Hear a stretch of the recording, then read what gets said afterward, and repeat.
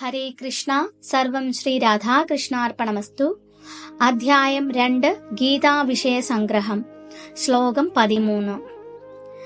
ദേഹിനോസ്മിൻ യഥാ ദേഹേ കൗമാരം യൗവനം ജരാ തഥാ ദേഹാന്തര പ്രാപ്ത ധീരസ്ഥസ്ത്ര നമുഹ്യതി. വിവർത്തനം. ശരീരസ്ഥനായ ആത്മാവ് ബാല്യത്തിൽ നിന്ന് യൗവനത്തിലേക്കും പിന്നെ വാർദ്ധക്യത്തിലേക്കും കടക്കുന്നത് പോലെ മരണശേഷം മറ്റൊരു ശരീരത്തിലേക്ക് പ്രവേശിക്കുന്നു. സമചിത്തനായ ഒരാൾക്ക് ഈ പരിണാമത്തെപ്പറ്റി സംഭ്രമമുണ്ടാവില്ല.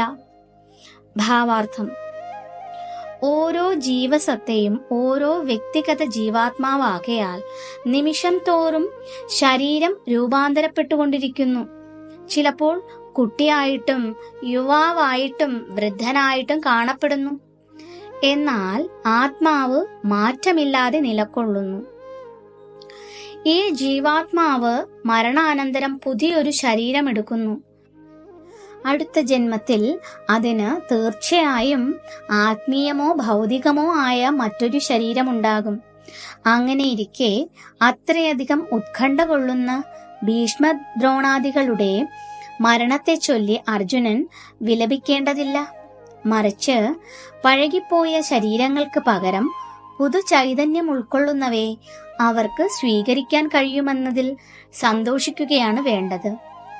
ഈ ജന്മത്തിൽ ചെയ്തിട്ടുള്ള കർമ്മങ്ങൾക്കനുയോജ്യമായി വിവിധ സുഖഭോഗങ്ങളും ക്ലേശങ്ങളും അനുഭവിക്കാനിടതരുന്നു ഇത്തരം ദേഹാന്തര പ്രാപ്തികൾ. ഒന്നുകിൽ ഭീഷ്മർക്കും ദ്രോണർക്കും അവർ മഹാന്മാരായതുകൊണ്ട് അടുത്ത ജന്മത്തിൽ ആത്മീയമായ ശരീരം ലഭിക്കും. അല്ലെങ്കിൽ ഉപരിലോകങ്ങളിൽ ഉത്കൃഷ്ടമായ ഭൗതിക സുഖങ്ങൾ ആസ്വദിക്കുന്നതിന് ഉതകുന്ന ശരീരമെങ്കിലും ലഭിക്കും. എങ്ങനെയായാലും ദുഃഖിക്കാനില്ല. ജീവാത്മാവ്, പരമാത്മാവ്, ഭൗതിക പ്രകൃതി, ആത്മീയ പ്രകൃതി എന്നിവയുടെ വ്യവസ്ഥയെക്കുറിച്ച് പൂർണമായ അറിവ് നേടിയ വ്യക്തിയെ ധീരൻ അഥവാ സമചിത്തതയുള്ള ആൾ എന്ന് പറയാം. അങ്ങനെയുള്ള ഒരാൾക്ക് ശരീര പരിണാമങ്ങളെപ്പറ്റി വ്യാമോഹമുണ്ടാവില്ല. ജീവാത്മാവിനെ തുണ്ടുകളാക്കി വിഭജിക്കാൻ സാധ്യമല്ല എന്ന കാരണത്താൽ അതിനെക്കുറിച്ചുള്ള മായാവാദികളുടെ അദ്വൈത സിദ്ധാന്തം സ്വീകാര്യമല്ല. ജീവവ്യക്തികളെ വിഭജിച്ചെടുക്കുന്നത് പരമാത്മാവിന് തന്നെ പരിണാമം ആരോപിക്കലാവും. ഇത് പരമാത്മാവ് പരിണാമത്തിന് വിധേയമല്ലാത്തതാണെന്ന തത്വത്തിന് വിരുദ്ധമാകുന്നു. ഗീത പ്രഖ്യാപിക്കുന്നത് പോലെ പരമസത്തയുടെ അംശങ്ങൾ ശാശ്വതങ്ങളത്രേ. ഭൗതിക പ്രകൃതിയിലേക്ക് താഴാൻ പ്രവണതയുള്ളതുകൊണ്ട് അവയെ ക്ഷേരങ്ങൾ എന്ന് വിളിക്കുന്നു. ഈ അംശങ്ങൾ എന്നെന്നും മുക്തിക്ക് ശേഷവും വ്യക്തിഭാവത്തോട് തന്നെയിരിക്കും. പരമദിവ്യോത്തമ പുരുഷനോടുകൂടി ജ്ഞാനവും ആനന്ദവും തികഞ്ഞ ശാശ്വത ജീവിതമായിരിക്കും അതിനുശേഷം അവരുടേത്. എല്ലാ ശരീരത്തിലും കുടികൊള്ളുന്ന പരമാത്മാവിനെ പ്രതിഫലന സിദ്ധാന്തം വഴി വിവരിക്കാം. അദ്ദേഹം ജീവാത്മാവിൽ നിന്നും വ്യത്യസ്തനാണ്. വെള്ളത്തിൽ കാണുന്ന ആകാശത്തിന്റെ പ്രതിബിംബം സൂര്യചന്ദ്രന്മാരെയും നക്ഷത്രങ്ങളെയും ഉൾക്കൊള്ളുന്നു.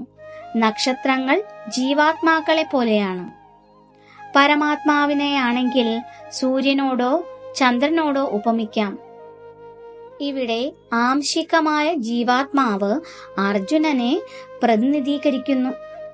പരമാത്മാവ് ശ്രീകൃഷ്ണ ഭഗവാനും. അവരെ ഒരേ നിലയിൽ ഗണിക്കാൻ പാടില്ല. ഇത് 4-ാം അധ്യായത്തിന്റെ ആരംഭത്തിൽ വ്യക്തമാക്കുന്നുണ്ട്.